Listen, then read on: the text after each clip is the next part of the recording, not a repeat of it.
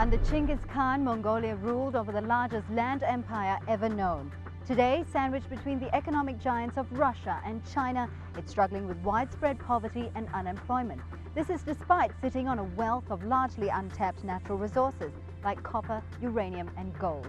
I'm Tsakhia Elbegdorj. In this edition of 101 East, we speak exclusively with newly elected President Elbegdorj about the challenges facing Mongolia.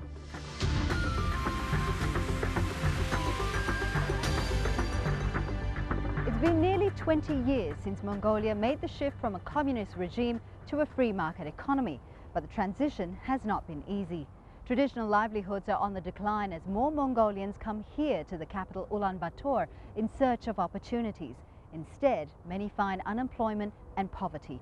Howell Davis reports on the challenges facing modern Mongolia.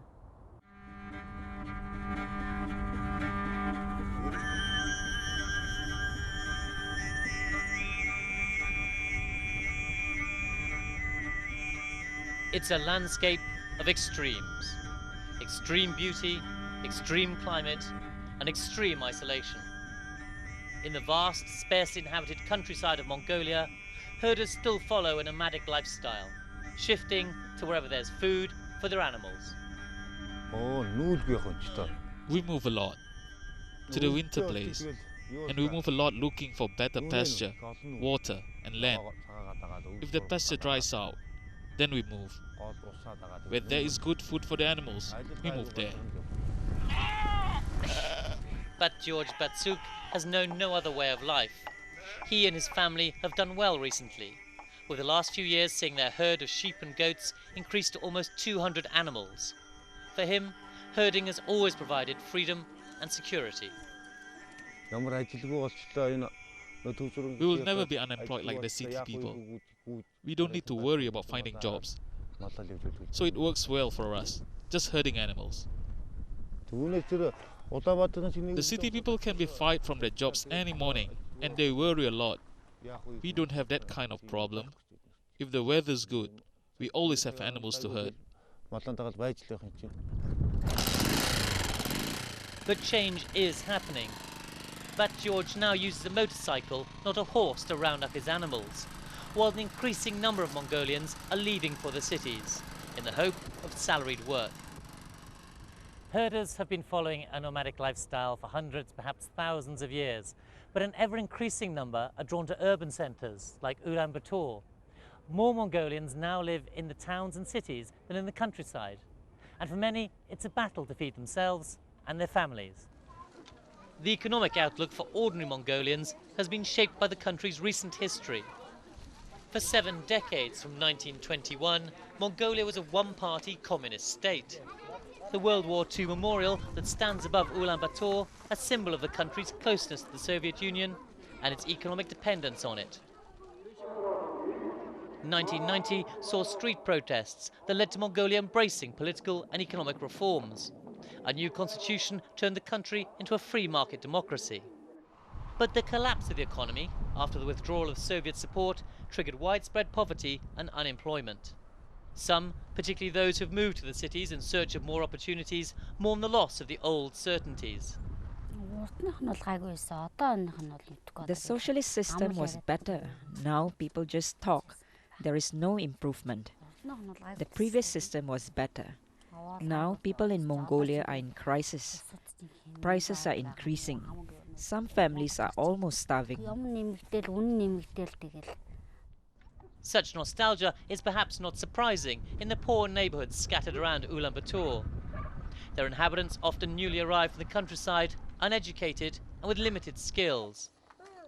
NARANCHIMEG is a widow with 4 children. She struggles to get by on $10 a month, the child allowance she receives from the government. It's difficult to send the children to school. We mostly rely on the state allowance for the children. So if that's not on time, it's hard. Our lives are difficult because we don't have enough money. But despite the economic hardship, the end of communism has meant new liberties, like freedom of worship. And most Mongolians have welcomed that change. This is Ertazo Monastery, near the ancient Mongol capital of Karakorum. During the 70 years of communist rule, many monasteries were destroyed. This one was turned into a museum. But since democracy was established in 1990, religious life here has flourished. That's not true of many other aspects of social development, however. The country has huge mineral deposits of coal, gold, copper and uranium. But foreign mining companies are widely regarded with suspicion. Many Mongolians see them as exploiting the country without providing much in return. We had lots of profits from copper mining, and we set up a national development fund. But this wasn't spent on the poor of the country. There was lots of profits from gold mining as well, but the overseas investors took it all back home.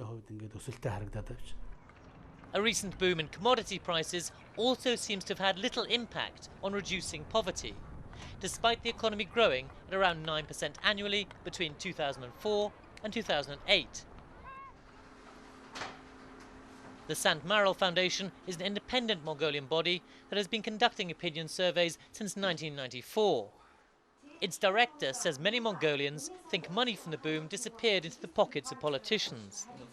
In 1995 we recorded that biggest problem in this country is unemployment, poverty, and it is still there. Well, what is different nowadays is the positions that corruption is taking.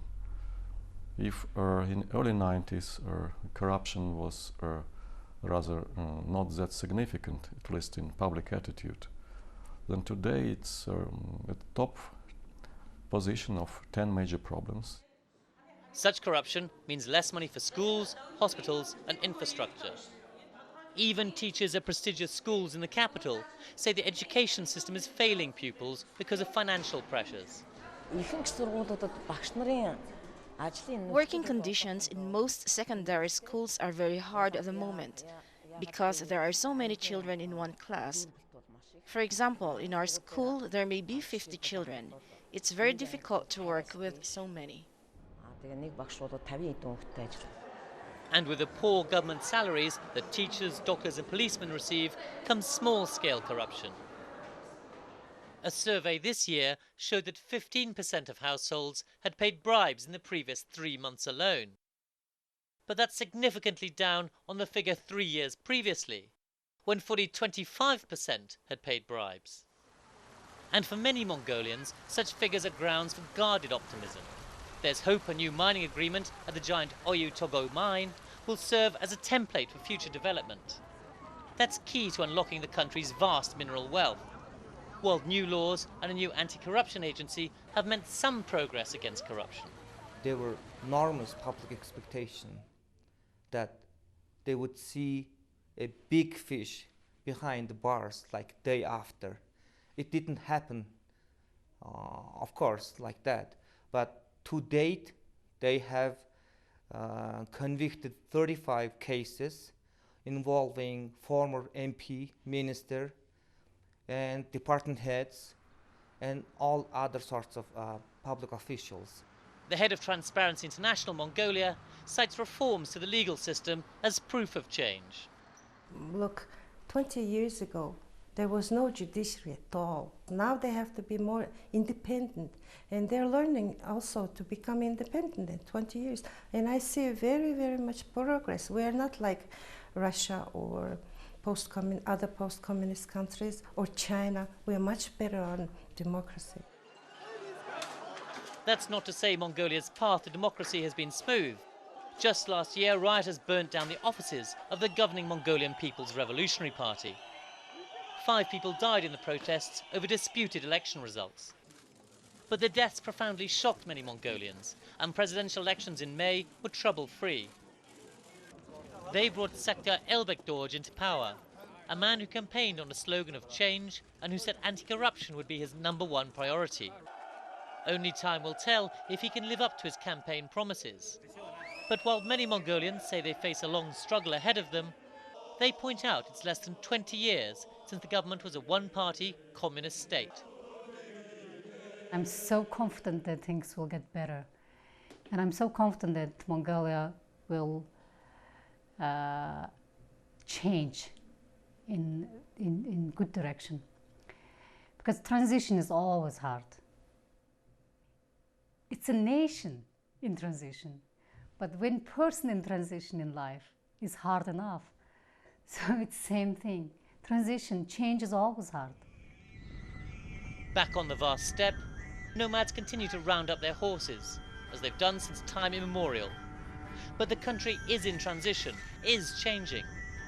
How that will affect them and the rest of the country's population is as unpredictable as their animals.